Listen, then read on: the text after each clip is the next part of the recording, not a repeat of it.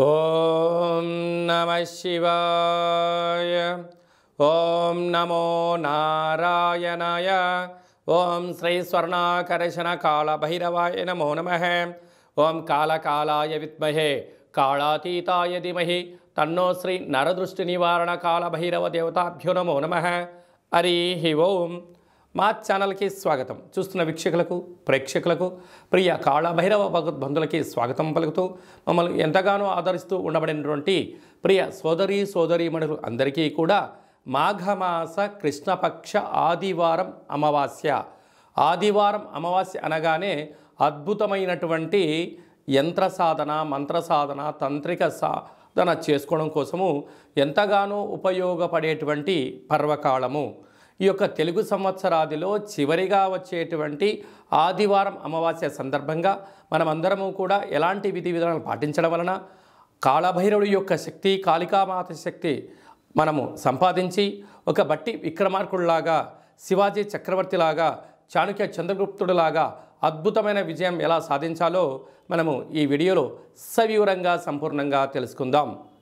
10వ తారీఖు 3వ నెల 2024 మాఘమాసము, కృష్ణపక్షము, ఆదివారము, అమావాస్య, పూర్వాభాద్ర నక్షత్ర సందర్భంగా మనం ఎలాంటి విధి పాటించాలో సంపూర్ణంగా తెలుసుకుందాం. మిథున రాశి వారికి అర్ధాష్టమ కేతు సంచార స్థితి ఉండడం వలన ఈ ఆదివారం అమావాస్య రోజు నవధాన్యాలను అంటే చిత్రవర్ణం అన్ని రంగులు కలిగినటువంటి దాంట్లో నవధాన్యాలను ఏర్పాటు చేసుకొని మీ మనసులో ఏదైతే కోరిక ఉందో కోరుకొని సూర్య నమస్కారం చేసి శివాలయంలో బ్రాహ్మణుడికి దానం ఇవ్వడం కానీ, లేకపోతే వీటన్నిటి కలిపి గోమాతకు ఆహారం ఏర్పాటు చేయడం కానీ, ప్రవహించే నీటిలో వీటిని సమర్పించడం వలన అర్ధాష్టమ కేతు దోషము తొలగి బ్రహ్మజ్ఞానం కలిగి వృత్తులలో, ఉద్యోగాల్లో, వ్యాపారాల్లో, స్వయం వృత్తుల్లో మీకు సరిసాటి లేదు అని చెప్పి గమనించగలగాలి.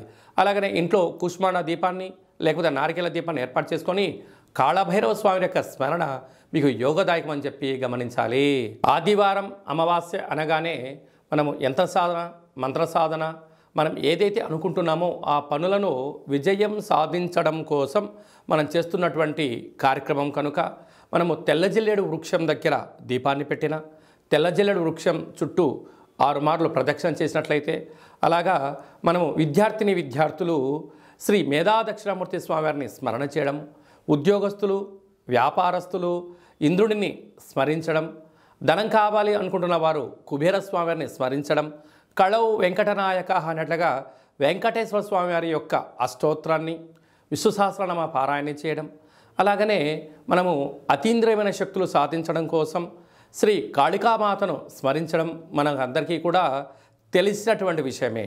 కనుక దైవం యంత్రాధీనం, యంత్రం బీజాక్షరధీనం, బీజాక్షరం మంత్రాధీనం, ఆ మంత్రం ఆచార్యాధీనం అన్నట్లుగా మనమందరము కూడా మంత్ర సాధన చేయడం వలన అద్భుతమైనటువంటి శక్తిని సంపాదించే పరిస్థితి ఉంటుంది. కనుక ఆదివారం రోజు అమావాస్య రావడము, అందులో మాఘమాసంలో మహాశివరాత్రి పండగ తర్వాత శివపార్వతుల కళ్యాణం తర్వాత వచ్చేటువంటి ఆదివారం అమావాస్య అవ్వడం వలన, ఈ సంవత్సరానికి చివరి ఆదివారం అమావాస్య అవ్వడం వలన ఈ సంవత్సరంలో ఉండబడినటువంటి అష్టకష్టాలకు మనం స్వస్తి పలికి రాబోయేటువంటి శ్రీ క్రోధినామ సంవత్సరానికి స్వాగతం పలుకుతూ ఈ కష్టాలను కూడా తొలగిపోవాలి అన్నట్లయితే ఏం చేయాలి అన్నట్లయితే ఈ యొక్క పాత్రను మనం ఒకసారి గమనించినట్లయితే ఈ యొక్క పాత్రను కంచు పాత్ర, కాళభైరవ స్వామి అక్షయ పాత్ర అంటారు. మనకు రాసులు 12 ఎలా ఉంటాయో 12 యొక్క రాసుల స్వభావాన్ని లోపల అచ్చు వేయడం జరుగుతుంది. ఈ యొక్క పాత్రతో ఉపయోగాలు ఏమిటి అనగా మనం ఇంట్లో ఘంటానాదం చేస్తాం, దేవాలయంలో గంటను కొడుతూ ఉంటాం. అలా ఎలా శక్తి ఉంటుందో మనం కూడా ఒకసారి ఇలా చూడవచ్చు. ఇందులోంచి ఓంకార శబ్దం రావడం జరుగుతుంది. ఈ ఓంకార శబ్దాన్ని ఎలా సృష్టించాలో చూపిస్తాను.